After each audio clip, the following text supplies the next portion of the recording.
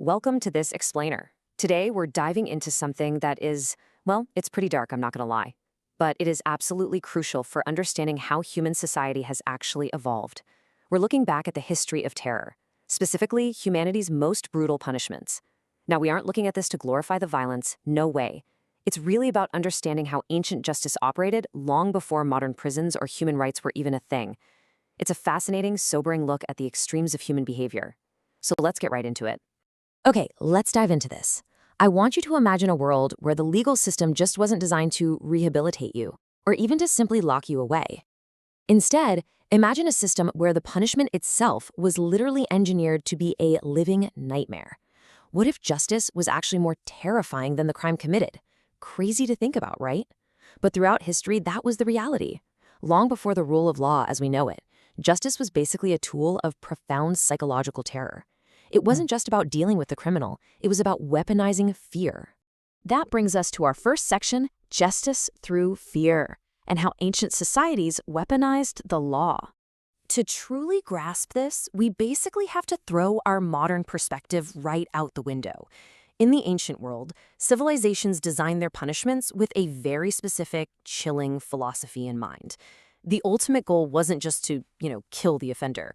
Actually, a quick death? That would have been considered a complete failure of the system. The real objective was to design slow, agonizingly painful executions. And why? Because the cruelty was the entire point. These methods were meticulously designed to serve as ultimate public warnings. Authorities wanted to send a crystal clear message, broadcasting in the most graphic way possible what would happen to anyone who dared challenge the law. It was governance through pure, unadulterated fear. Moving right along into Section 2, the ancient spectacles, we're going to start our descent into history by looking at Rome and Greece. And this brilliantly illustrates how we're not just talking about a single isolated incident here. Look at the spread. We've got the brazen bull in ancient Greece around 500 BC, scaphism in the Persian Empire right around the same time, crucifixion in 1st century Rome, all the way to breaking on the wheel in 14th century medieval Europe. It's wild. This was a global, cross-era phenomenon spanning centuries and entirely different empires. The urge to invent terrifying public spectacles of death, it was a surprisingly universal and kind of terrifying human trait back then. Let's zoom in on one of the most infamous methods for a second, crucifixion in ancient Rome. The Romans essentially perfected this as a tool of state terror. Victims were nailed or tied to a massive wooden cross and hoisted up. And remember, they weren't meant to die quickly. They were left hanging there for hours, sometimes even days. The physiological breakdown was just agonizing. Death eventually crept in through a brutal combo of complete physical exhaustion, severe dehydration, and ultimately suffocation, because the body just couldn't support its own weight to breathe anymore. By lining major roads with these crosses, Rome made absolutely sure it was a highly public spectacle that no citizen could possibly ignore. Meanwhile, ancient Greece invented something that was, honestly, even more deeply disturbing because of its theatricality: the brazen bull.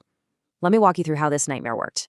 First, the condemned person was forced inside a hollow, life-sized bowl made entirely of bronze, and they were locked in. Then, a massive fire was lit right underneath the belly of the statue. So as the metal heated up, the person trapped inside was literally roasted alive. But here's the most chilling part, the third step. The creators actually built a complex system of internal pipes. These pipes caught the desperate screams of the victim and acoustically transformed them. So to the crowd outside, it just sounded like the bellowing of an angry beast. It completely disguised human suffering as this twisted, theatrical animal performance. Just horrific. Which brings us to Section 3, agony of the empires. Let's look at how the strategy morphed to maximize suffering. Now, what's really interesting about this slide is how different regions independently innovated incredibly unique ways to prolong death. We're shifting forward to the Middle Ages and other vast empires now, where the goal was to purposely leave victims alive for days. In medieval Europe, you had breaking on the wheel, where executioners systematically smashed a person's bones with heavy iron bars, often leaving them alive in that shattered state. Then there's Vlad the Impaler, one of history's most notoriously cruel rulers, who used long wooden stakes to slowly pierce victims, intentionally avoiding vital organs so they'd suffer for days. And then there's the Persian Empire. This was known as scaphism and is truly the stuff of nightmares. Here's how it went down. The victim was tightly trapped between two boats with only their head and limbs sticking out. They were forcibly fed massive quantities of milk and honey to induce severe sickness, and their exposed skin was smeared with that same sweet mixture. Then they were just pushed out to float in a stagnant pond. They were left totally defenseless as local insects, worms, and disease slowly consumed them over an excruciatingly long period, all while the victim remained entirely conscious. It's just hard to even wrap your head around. All right, moving into Section 4, complete bodily destruction, where the human body itself was systematically dismantled.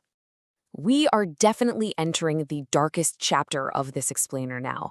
This was the ultimate warning, usually reserved for the most serious offenders, like suspected traitors who threatened the state itself. During the Middle Ages, they faced a multi-stage process called drawing and quartering. Let's break this down.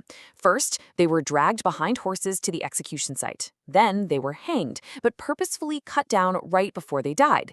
While they were still fully conscious, they were disemboweled. Finally, the body was cut into 4 pieces, quartered. And the punishment didn't even stop there. Those body parts were shipped off and displayed publicly all over the country to literally terrify the public into submission. Let's move to and see how this builds into Ling Shi, known as death by 1,000 cuts in parts of Asia. This was without a doubt one of the most profoundly feared punishments in existence.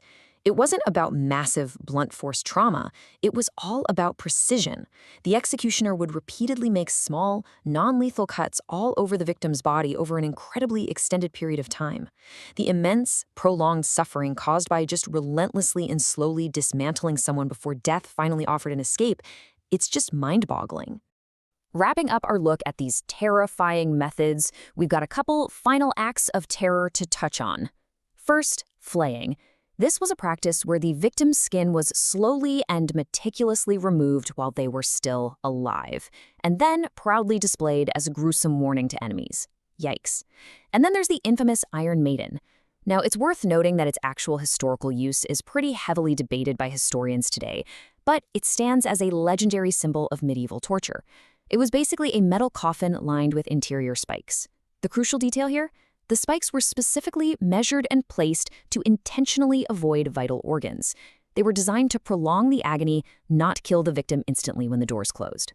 Which brings us, thankfully, to Section 5, remembering a darker past. Time to come up for some air. Having descended into these seriously horrifying depths of human history, it is definitely time for us to ascend and look at the bigger picture. So the crucial point is really the staggering contrast between history's cruelty and our modern appreciation for justice. When we place the past and present side by side, it's night and day. In the past, justice was completely defined by public spectacle, intentionally prolonged agony, and just unchecked state terror.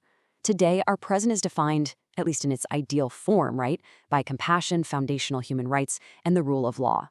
The transition from that dark history to these modern ideals is honestly one of the greatest, most hard-won achievements in the entire story of human civilization.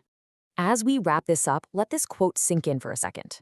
History reminds us how cruel humanity could become when fear replaced compassion. We really don't look back at the brazen bull or the cross to shock ourselves or glorify the violence. We study these chilling reminders of a darker past to truly appreciate the immense value of our modern justice systems. We have to understand the depths of cruelty we are capable of as a species just to ensure it is never, ever repeated.